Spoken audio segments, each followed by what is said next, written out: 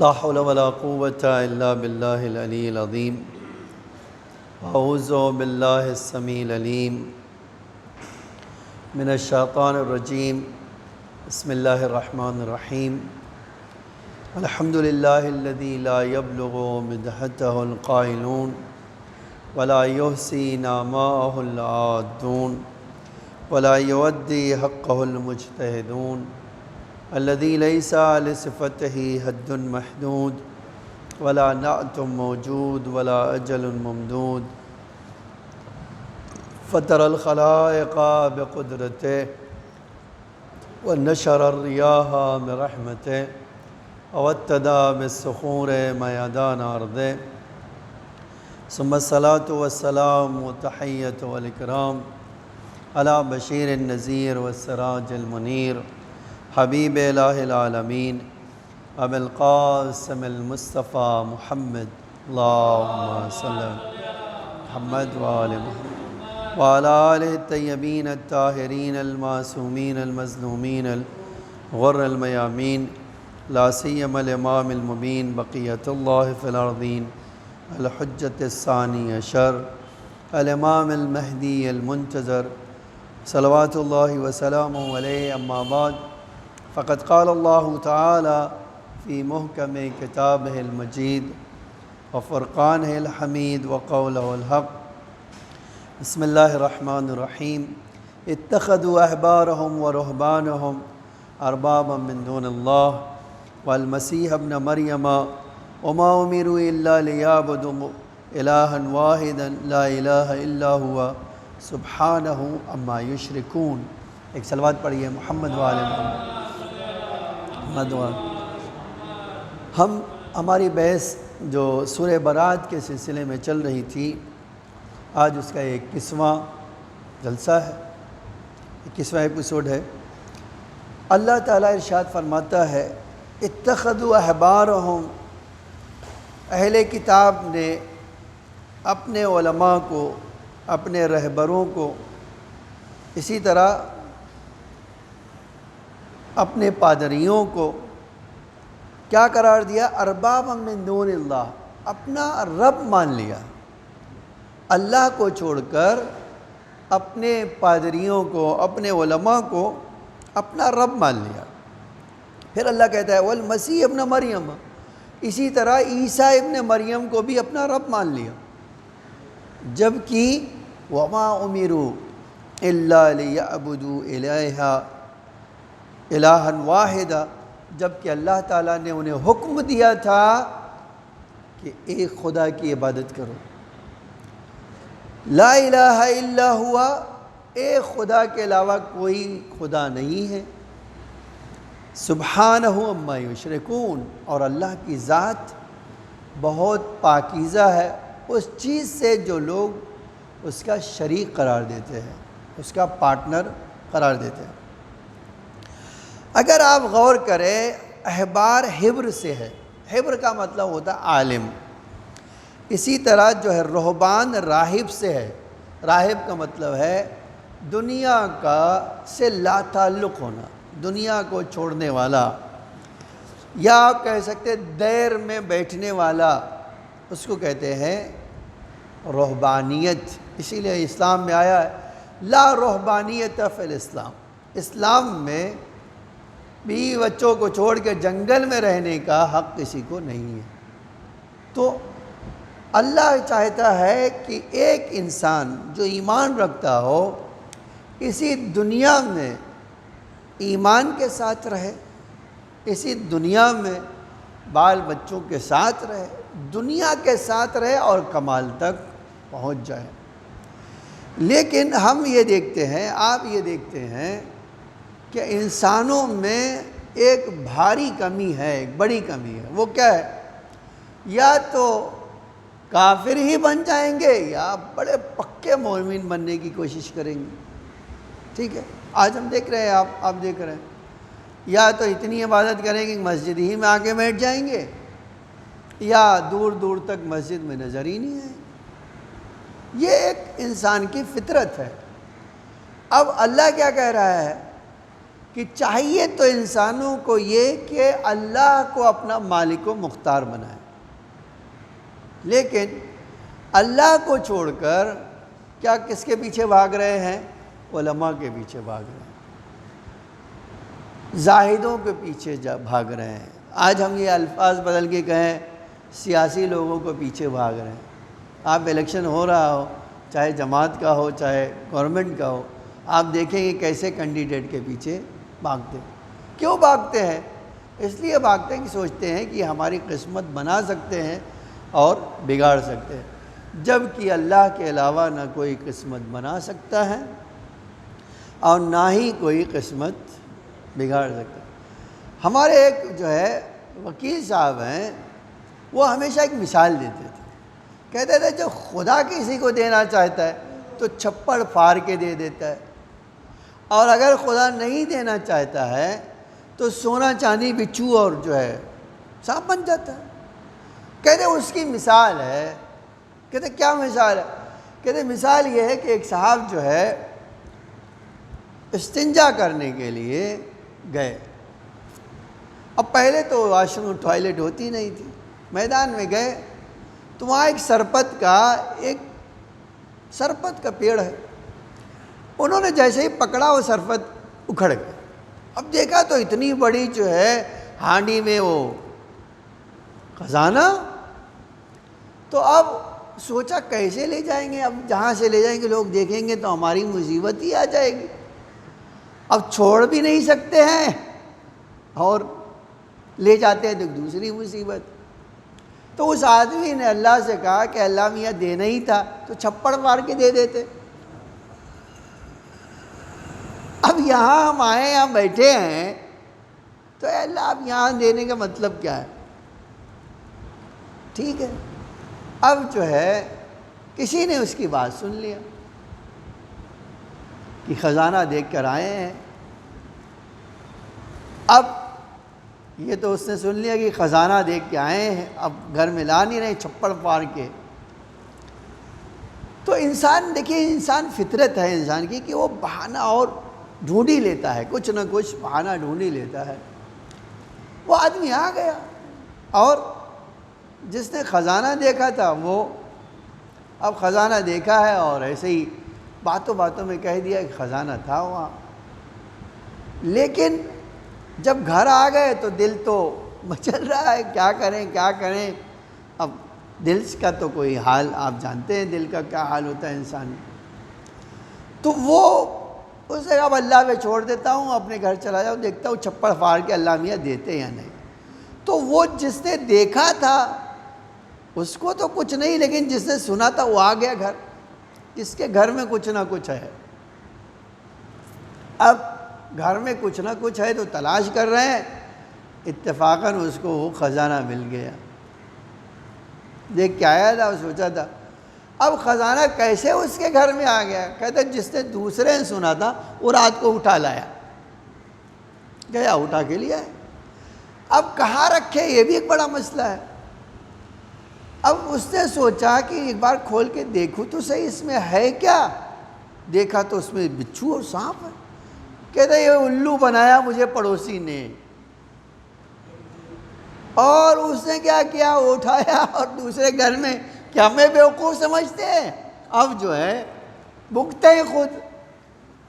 اب سانپ اور بچھو ان کے گھر میں رہیں گا تو انہیں پتہ چلے گا کہ دوسروں کے لیے گڈھا کھودنے کا مطلب کیا ہوتا ہے۔ اس نے اٹھا کے ڈال دی۔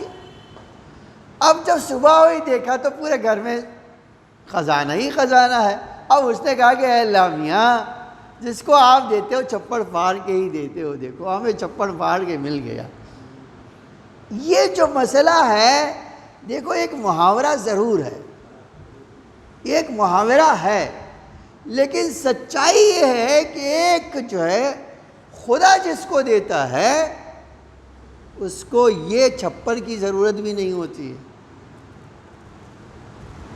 آپ یہ جو چھپڑ کہی جاتی ہے وہ بہانے کی بھی ضرورت نہیں ہوتی، اللہ کی مرضی۔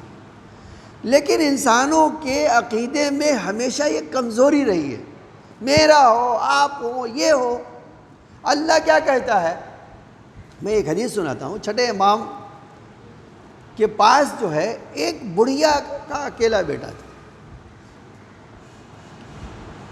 اس کو حکومت، ظالم حکومت نے پکڑ لیا شیعہ ہونے کے جرم. اب وہ پتا تھا کہ اس کو پکڑیں گے مار دیں گے. وہ عورت بے چین ہو کے گھر سے باہر نکلی امام کے پاس، مولا میرے بچے کے لیے دعا کرو، اب وہ حکومت پکڑ لے گئی ہے اور پتہ نہیں کیا ہوگا، آپ دعا کرو میرا بچہ چھوٹ جائے. امام نے کہا جاؤ تم، ہم دعا کریں. چلی گئی. لیکن آپ دیکھیے ماں ہے، اب اس کے دل میں خلش پیدا ہوئی، دوبارہ آئی، کہا مولا ابھی تک نہیں آیا، پھر سے دعا کرو.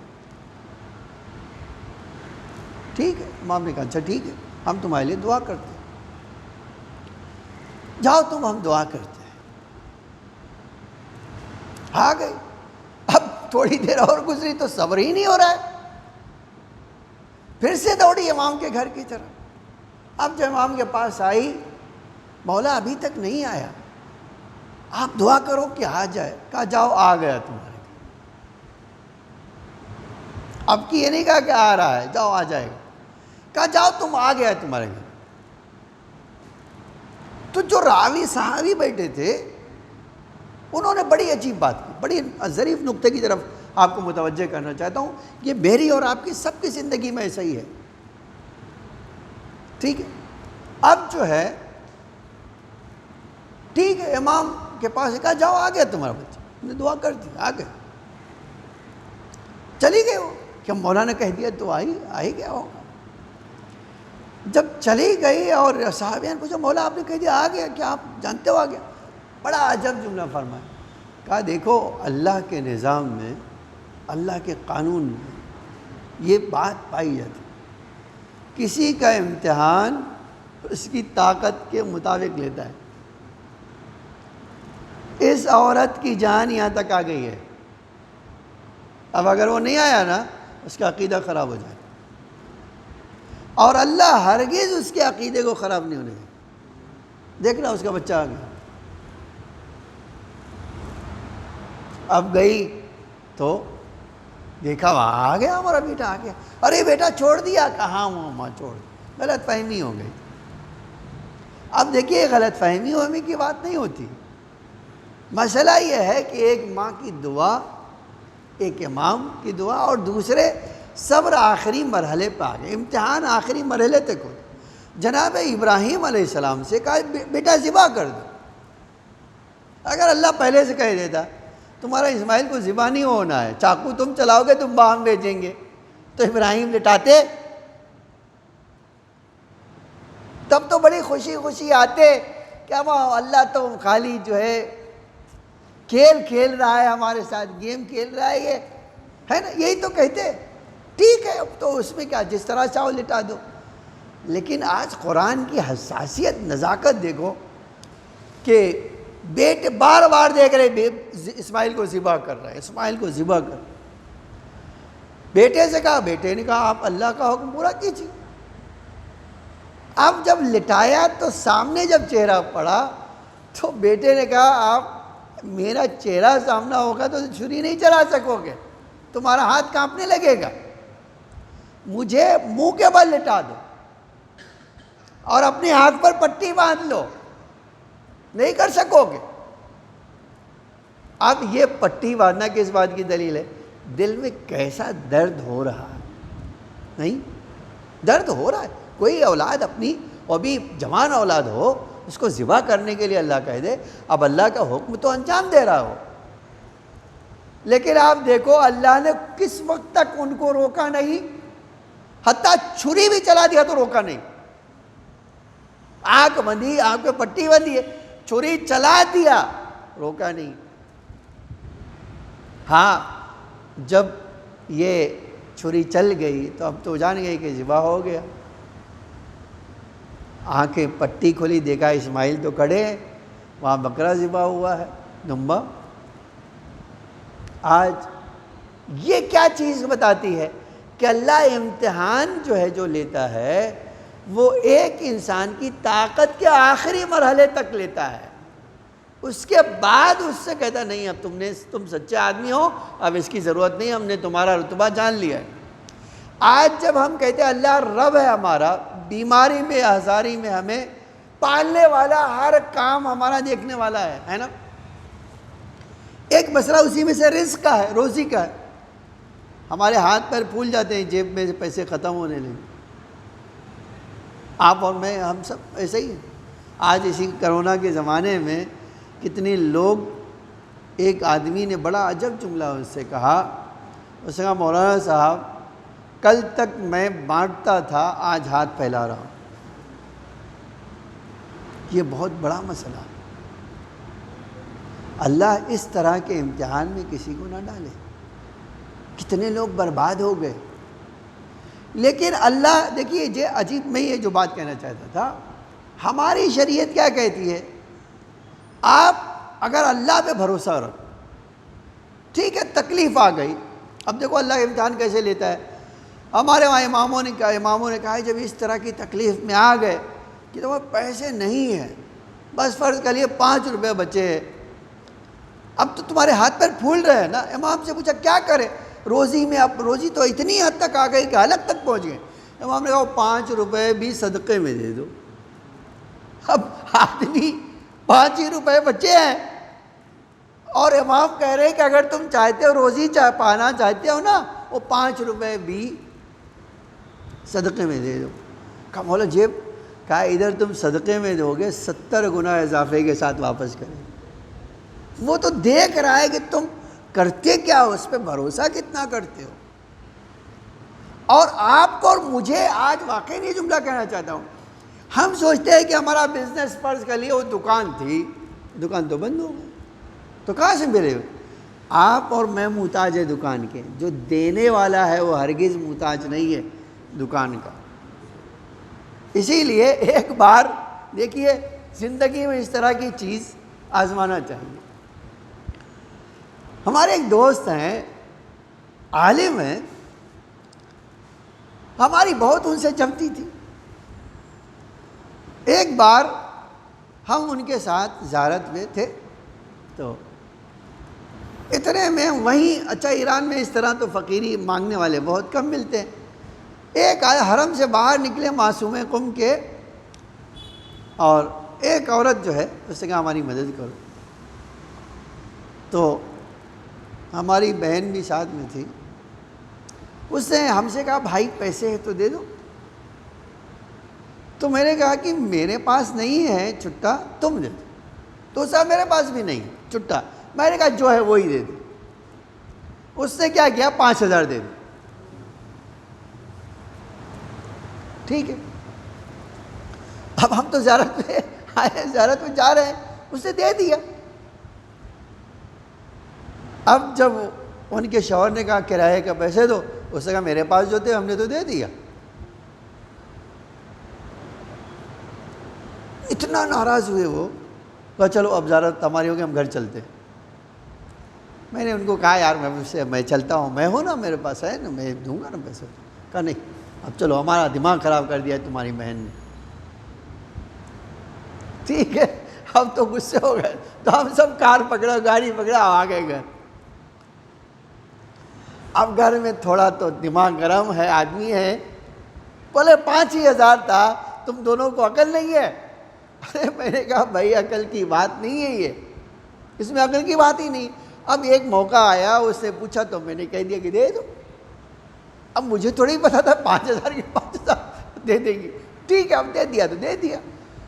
تو پھر میں نے انہیں یاد دلایا، میں نے کہا دیکھو اگر ہمارے پاس نہیں ہے اور دیا ہے نا، اور بغیر کسی نیت کے ہم نے صرف اللہ کے لیے دے دیا، کوئی اس میں مقصد ہمارا نہیں ہے کہ ہمیں نام چاہیے، کوئی کچھ نہیں چاہیے، تم دیکھنا اللہ ہمیں کئی گنا ریٹرن کرے گا۔ تو دیکھیے کہنا تو بڑا آسان ہوتا ہے، کہا ٹھیک ہے دیکھتا ہوں۔ اب کہہ دیا دیکھتا ہوں۔ اب ہم بھی تھوڑا سا، ہم نے بھی سوچا کہ شاید ہم نے بیوقوفی کی ہے۔ ٹھیک ہے، دیکھو ہمارا ایمان اسی جگہ جانچا جاتا ہے کہ اس کے پاس طاقت کتنی ہے، واقعی کتنی طاقت۔ ٹھیک ہے، اب شام تو ہو ہی گئی تھی، کھانا کھایا اور سو گئے۔ آپ یقین کریں دوسرے دن اٹھے نہیں تھے کہ ہماری گھنٹی بجی گھر کی، تو کہا جاؤ دیکھو کون آیا ہے۔ ہاں ٹھیک ہے بھائی ہم جاتے، گئے دیکھا تو ایک صاحب ہمارے دوست ہے، وہ بھی ہمارے جانتے تھے، انہوں نے کہا یار دیکھو تم لوگوں کے لیے شہریہ تھا وہ فلاں کا، اور اتنے پیسے ہیں میں دینے آیا ہوں، تو لاؤ یار لی فرصت میں لاؤ۔ آپ یقین کرو گے 5 کا 50,000، صبح ہی 10 نہیں بجے تھے، کہا یہ اب ہر مہینے تم لوگوں کو ملے، پیسے لیے میں لے آیا، کہا اٹھو دیکھو اللہ کے راستے میں کوئی بھی دیتا ہے اللہ اس کو تنہا نہیں چھوڑتا۔ میں خود بھی آزمایا ہے، آپ واقعین جب اس حد تک حلق تک آپ کی جان آ گئی نا، آپ اللہ پہ بھروسہ کر کے دیکھو۔ امام سے 5 امام سے کسی نے پوچھا تھا کیا آج تک اللہ کے اوپر کسی نے بھروسہ کیا تو اللہ نے بھروسہ توڑا ہو؟ امام نے کہا یہ نہیں ہو سکتا کہ اللہ پہ بھروسہ کرو اور تمہیں توڑ دے، تم ٹوٹ سکتے ہو اللہ کا بھروسہ نہیں ٹوٹ سکتے۔ اس آیے کریمہ میں جو ہے نا، اس آیے کریمہ میں اللہ یہی کہہ رہا ہے کہ لوگ مجھے چھوڑ کر کہیں اور جا رہے ہیں، لیکن خدا کی قسم اگر میرے اوپر بھروسہ کریں گے میں کامیاب بناؤں گا۔ آج ہماری کمزوری یہی ہے کہ ہمیں جن بات کی سچائی ہے، فیکٹ ہے، حقیقت ہے، ہمارا عقیدہ سچا ہے، ہمیں اس پہ بھروسہ نہیں آتا، جھوٹے لوگوں کی باتوں پہ بھروسہ آتا ہے۔ بس ہمارا کام جو ہے وہ ہمیں کرتے رہنا، جس کا کام خدائی کرنا ہے اس کو بہت اچھی طرح سے آتا ہے خدائی کیا چیز ہے۔ اسی لیے ایک جملہ کہا جاتا ہے کہ آپ جس کو مولا مانتے ہو اس کو مولائی کرنا آتا ہے، تمہیں بندگی کرنے آتا ہے یا نہیں یہ دیکھو۔ اگر تمہیں آتا ہے تو اس کو یقیناً مولائی کرنا آتا ہے۔ میں امام زمانہ علیہ السلام سے سنا کے بارے میں ایک جگہ پڑھا میں نے کہ اب دیکھیے آج حالات ہر جگہ اس طرح کے ہو سکتے ہیں، آپ اور میں اسی طرح کے۔ ایک بار طوفان اور آندھی، اپنے گاؤں میں تو آندھی آتی ہے تو ہم بڑی آسانی سے آندھی کا تصور، آندھی آئے گی تو 2-3 گھنٹہ تیزی سے ہوا چلے گی، دھول اڑے گی، بارش آئے گی، وہ سب کچھ ہوگا، ہے نا۔ 2-3 گھنٹہ ہر چیز جام ہو جاتی ہے نا۔ حتیٰ گاڑی کہ بھیا رک جاؤ، یہ آندھی چلی جائے تب آگے بڑھیں ہم۔ اچھا بچے تو بچے ہی ہوتے، یہ جو ہے ایک جگہ آندھی آئی اور ایک بچے نے کہا کہ مجھے جو ہے واش روم جانا ہے، تو ماں نے چلا کر، یہ باپ نے کہا تھوڑا صبر کرو، ایسے ہی وقت میں تمہیں یاد آیا ہے۔ بچے تو بچے ہیں، اندھیرا ہے چاروں طرف، کہیں کچھ دکھائی نہیں دیتا، لائٹ بھی چلی گئی ہے، ہمارے گھر میں تو لائٹ بھی نہیں ہے، تھوڑا صبر کرو۔ باپ نے کہا بیٹا دعا کرو مولا تمہارے لیے انتظام کر دیں لائٹ کا، اس طرح کی پریشانی ہمارے گھر میں نہ آئے۔ جانتے ہیں کیا ہوا؟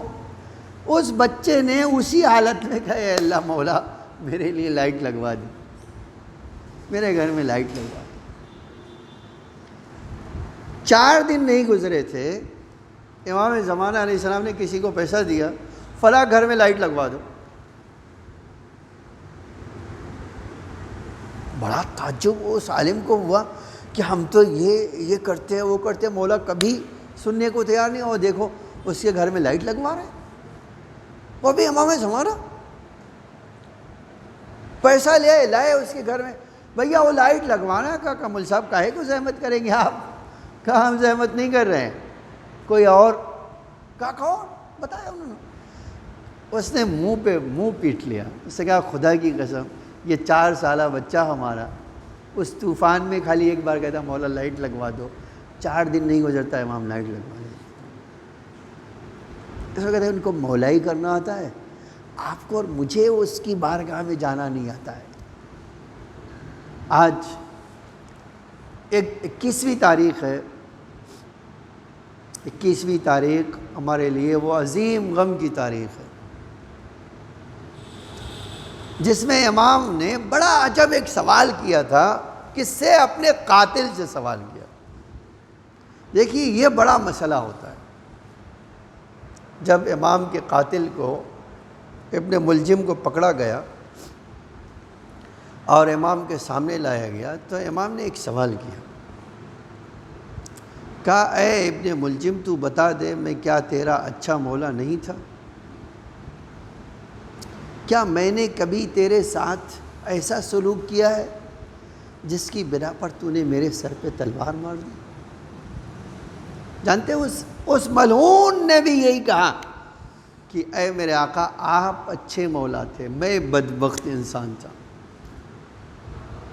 میں جہنمی ہوں، آپ نہیں۔ اے میرے آقا آپ نے ہمیشہ میرے ساتھ اچھا سلوک کیا۔ اس کو کہتے ہیں کیا؟ ان کو مولائی کرنا آتا ہے، ہمیں بندگی کرنا نہیں آتا۔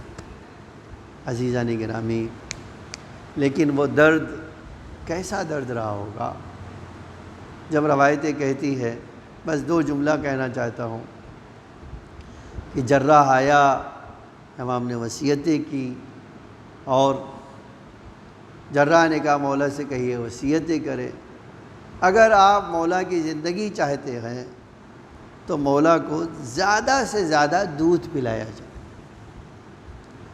جتنا ممکن ہو امام کو دودھ دیا جائے، امام کی دودھ سے زندگی بڑھے گی۔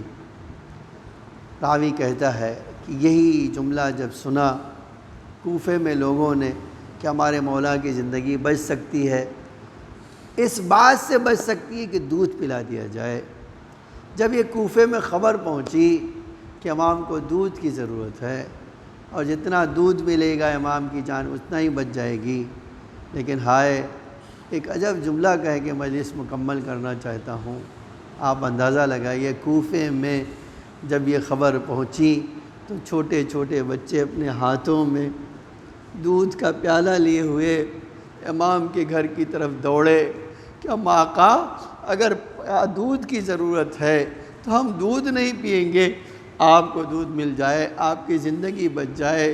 میں ایک جملہ کہنا چاہتا ہوں، مولا یہ کوفہ تھا جہاں آپ کے لیے دودھ کے لیے پیالیاں لے کر بچے دوڑ رہے تھے، ہائے رباب کا لال کربلا میں کس قدر پیاسا تھا کہ ایک تیر کا چلا، تیر سنسناتا ہوا چلا، علی اصغر کے بازوؤں کو اور گلے کو چھید کر پار ہو گیا۔